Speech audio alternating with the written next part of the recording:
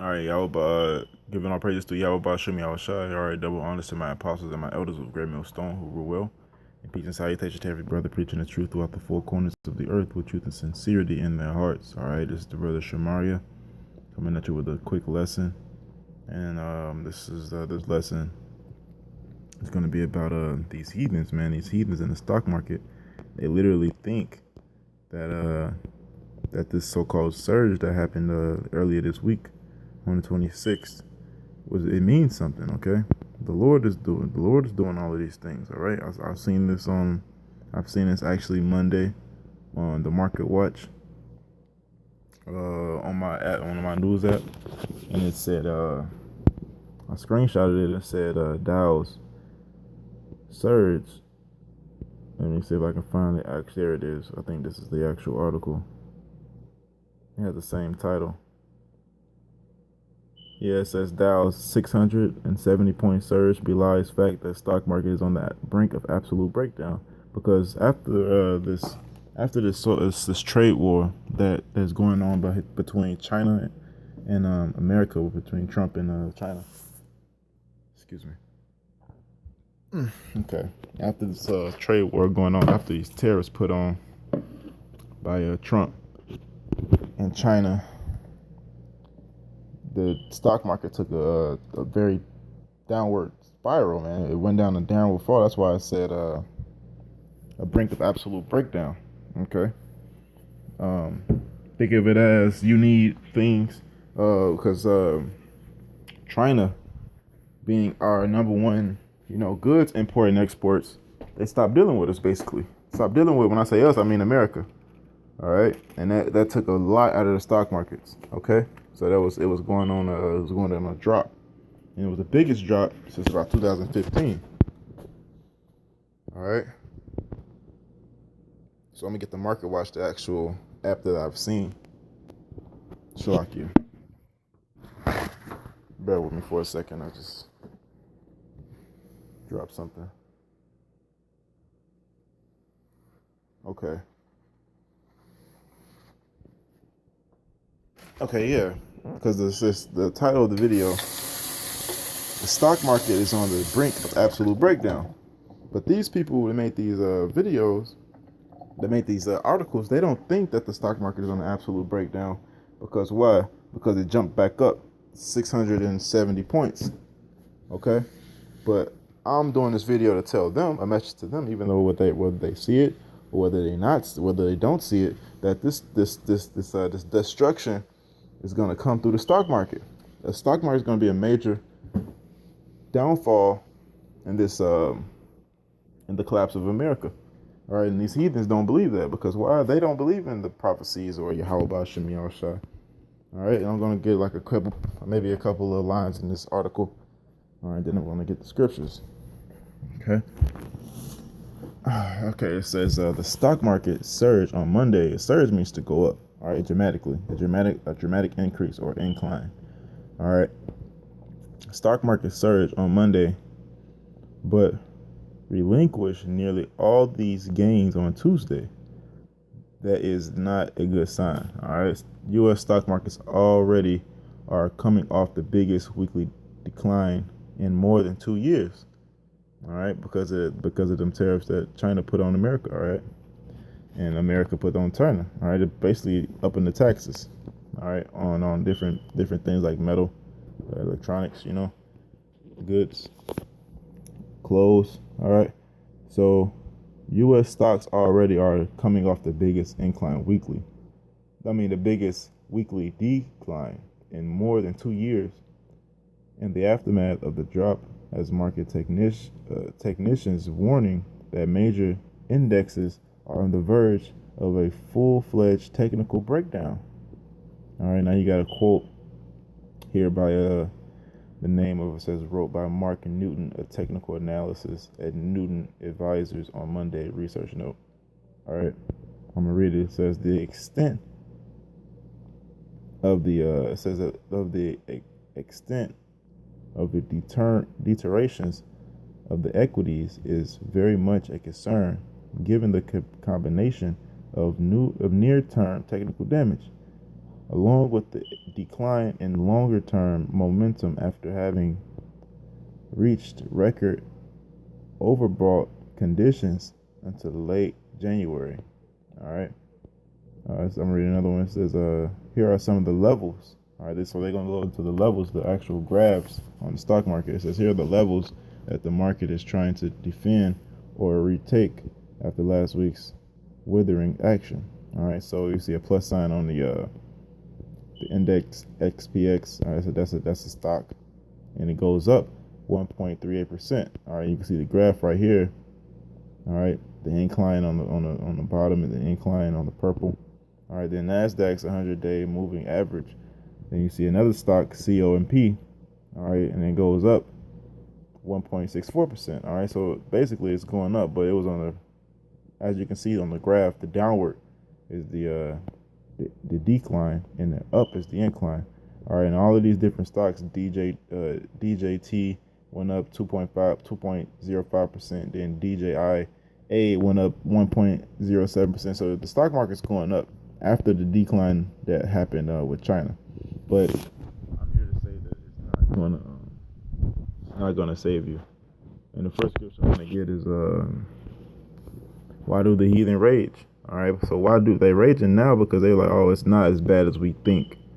All right, so we still have a chance, and we're going to get it back up, and we're going to be on top again. And, America's going to be great again. Trump is going to do a magnificent thing. These Edomites are telling themselves these things in their hearts. All right, I believe that's in Psalms, the 2nd chapter. It says, why do the heathen rage and the people imagine a vain thing? Imagine that America is going to go on forever is a vain thing. All right, imagining the fact that America is going to be prosperous. It's going to build itself back up to a good economy and going to be on top as the greatest nation forever is a vain thing, because it has, it's not true. And we know that how, according to prophecy. All right, it says, the kings of the earth set themselves, and the rulers take counsel together against the Lord and sing against his anointed, saying.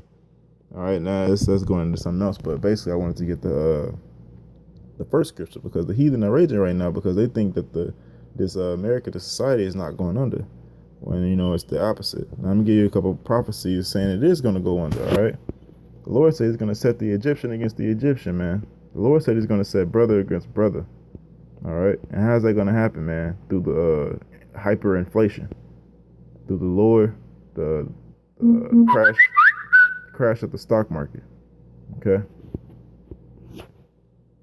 what's that? 1901. It says the burden of Egypt. Behold, and we know spiritually that Egypt is America is spiritually Egypt, because why? It's the land it's a superpower. All right, and just like any other superpower, the Lord sent his prophets to prophesy against it.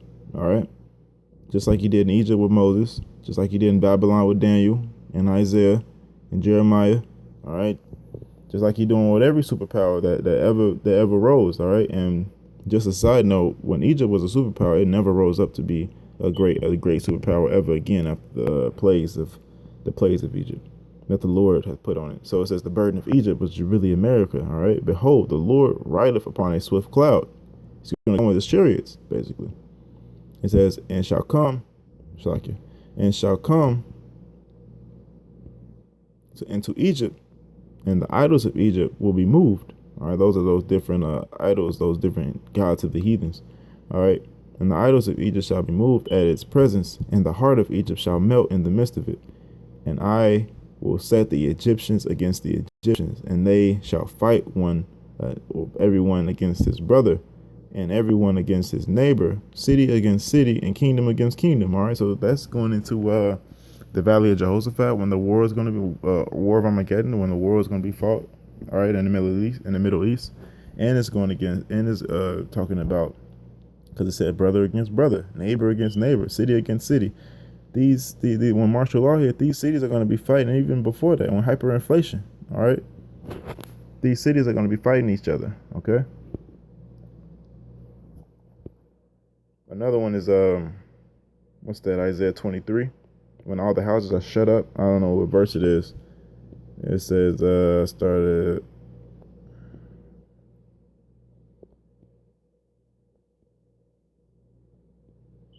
And so far it talks about when the mirth, or was it 24? I think it's 24. What's that, 7? Yeah, this is it. The mirth of, I started 8. Isaiah 24, verse 8. It says, the mirth of tabrets ceased, and the noise of them that rejoice endeth, and the joy of the harp ceased. So basically, the noise of the mirth is the folly. All right. Going to it, the joy, the rejoicing. All right. From the Strongs, it says delight. So all the delight, all the joy, the mirth, your folly is going to be ended. Okay. It's going to end. It's going to cease. The mirth of tabrets cease, and the noise of them that rejoice have ended. So it's not going to be a day of gladness. All right. So the joy of the heart is the music. You know, everybody today they're having fun. You know, living in that pleasure. You know, being given in marriage is going to cease. They shall not drink wine with a song. So you're not going to be partying, having a good time, drinking wine. Strong drink shall be bitter to them that drink it, because you won't want to be vigilant. You're not going to want to drink strong drink. It's going to be bitter. You're not going to want it anymore. All right. The city of confusion is broken down. All right. Now that city of confusion is Babylon, and we all know America is spiritually Babylon, because why? America is a land of confusion. All right, America is a very perverse and confusing land. You walk up on a woman, it's really a man. You walk up on a man, it's really a woman. And it's a known fact that in the world that you're supposed to marry someone of the opposite sex. So you have people not even marrying of the same sex, but they're marrying things out of their race. We're a race of even like not even speaking of a race like a nationality or an ethnicity. You're marrying of a race of a animal, an animal race, the canine race, the feline race, a tree, a plant. You're marrying plants. You can get married to a house. You can get married to a car in this land, and it's all lawful. It's the city of confusion. So the city of confusion is broken down. Every house is shut up that no man may come in. And that's a prophecy, man. That's going back to the Egyptians, set the Egyptians against the Egyptians, all right? That's what that's going into, because the houses are going to be shut up. Why are these houses going to be shut up? Because there are going to be people trying to go into your house for a lack of bread. And that's in Ecclesiastes, I believe it's 15. I get that. Not Ecclesiastes, it's 2nd Ezra 15.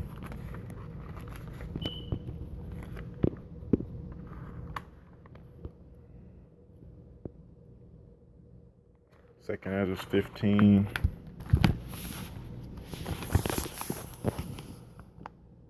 And 15.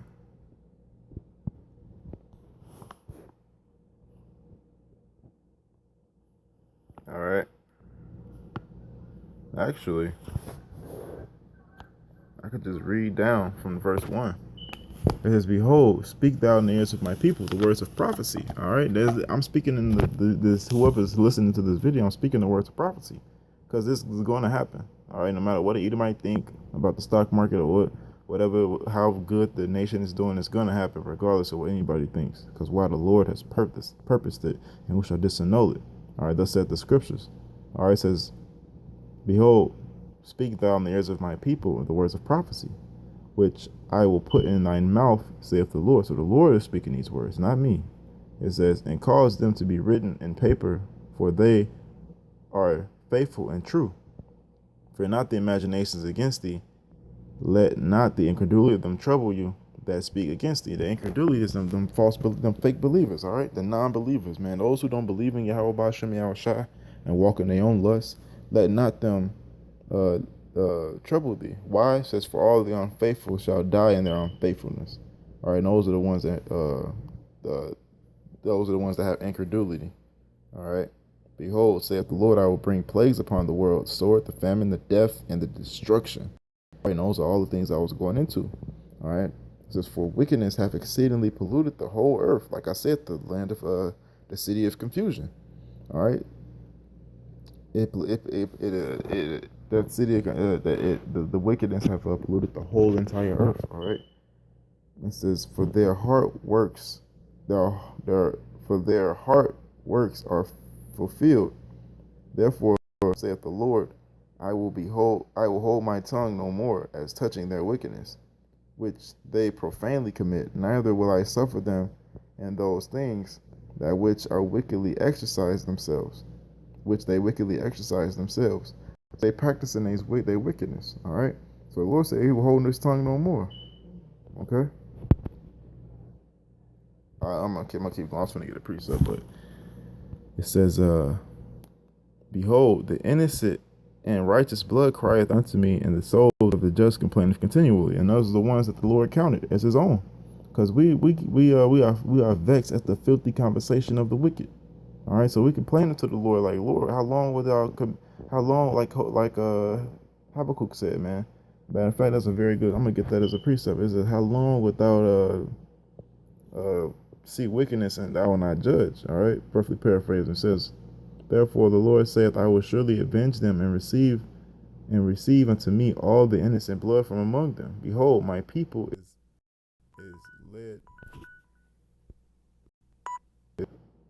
is led as a flock to the slaughter.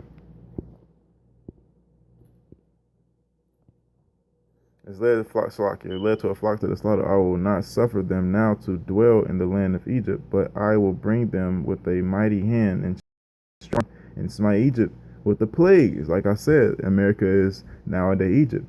All right, as before, just like He did back then, I will destroy the land thereof. Let me get that Habakkuk. All right, because that scripture goes all into it. I think it's gonna be the last scripture I get, man. I think I gotta jet.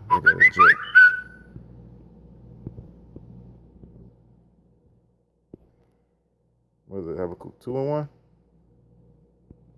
"I will stand upon my watch," and that's what we're doing here at Great Millstone, man. We're standing upon our watch and watching these prophecies happen. Like I said, like in the surge, these people think it's not going to happen because it had a surge. All right, it says, "And set me upon the tower, and will stretch and will watch to see what He will say unto me, and what I shall answer when I am reproved. And the Lord answered me and said, Write the vision and make it plain upon tables, that he may run and read of it." The vision is yet for an appointed time. So the vision is going to happen, but it hasn't happened yet, but it's already written. All right, it hasn't manifested itself yet, but it has already happened. All right, because it's written. It's going to happen. This is called prophecy. Say before. It says, "But at the end it shall speak and not lie. Though it tarry," waiting right now, wait for it, because it surely will not tarry. I mean, it's going to come. All right. So basically, the vision is there for an appointed time, man. So it's going to happen. Let me get one more scripture before I close out. Isaiah 24, and I think actually Isaiah 14:24.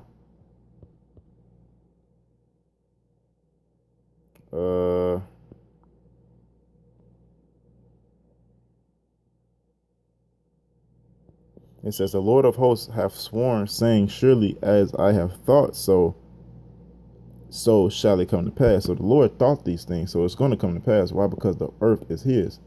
"And as I have purposed, so shall it stand." All right, and I want another one. Is disannul. Okay, here it is, 27. It says, "For the Lord of hosts hath purposed, and who shall disannul it?" And that word disannul shall turn it back. Diffuse. Not diffuse. It says frustrate, to break, violate. Who shall violate it? Who shall break these prophecies? All right. Figuratively, that is to violate. All right. To void. Who gonna make these prophecies void? It's a rhetorical question. It means no one. "And his hand is stretched out, and who shall turn it back?" All right, and the answer is that is no one shall turn it back, because the earth is the Lord and those that dwell therein, and the Lord has given the earth into the hand of the wicked. All right, so the earth was given, and whose is the earth? The Lord who created it. Okay, and that's just my message. All right, because these Edomites, they rage and think this place has a future, man. The future of this place and the rest of the world is destruction. That's my message. All right. And until next time, I'm going to say Shalom. I hope this video was edifying to the elect and the elect of Israel only. Shalom till next time, brothers. Okay.